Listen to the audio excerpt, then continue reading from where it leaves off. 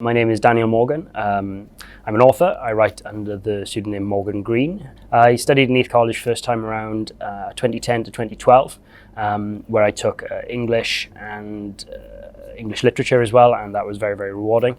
And then I came back then just before I went to university and enrolled on a creative writing course in 2014 and 15, where I came back for a second go around just because I didn't want to go anywhere else.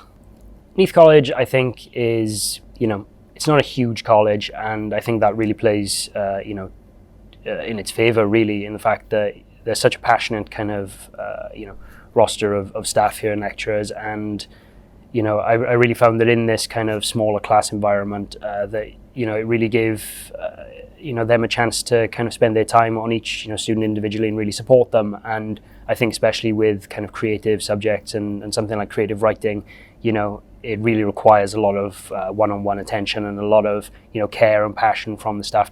I think I always wanted to be a writer. Ever since I was kind of 14, I wasn't able to make anything of that kind of the first, 10 years that I was doing it. So I went and got other jobs, and I always kind of wrote on the side.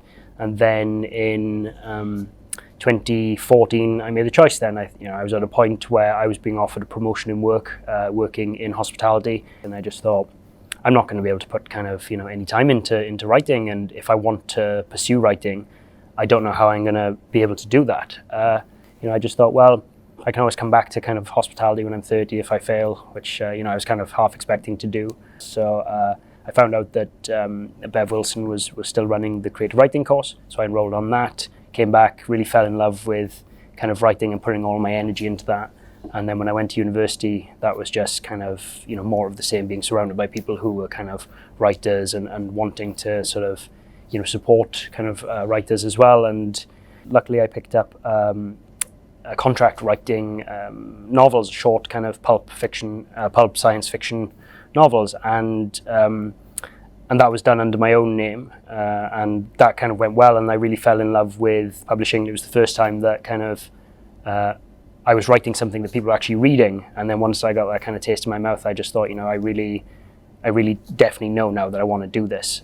So when I finished university, that contract ended, and I had an opportunity, and the guy who had kind of been in charge of that publishing company said to me, I don't think you should let this go. I think you should kind of really pursue it. Readers seem to like what you write, and he turned me onto crime. I just thought I'd make a clean break, and I'd sort of, never written crime before, so I wanted to do it under a pen name to give myself a little bit more freedom, I suppose, to experiment and, kind of do it without anybody kind of knowing what I was doing, because I still wasn't sure. I just thought, I don't think I want to do anything else, and that was it. And I just kind of, wrote a new book and worked hard to kind of find an audience and find an idea that suited me and suited the kind of readership as well. And, I took myself back to school and taught myself how to kind of market and do all those kind of things that come with writing. And that book that I wrote then came out January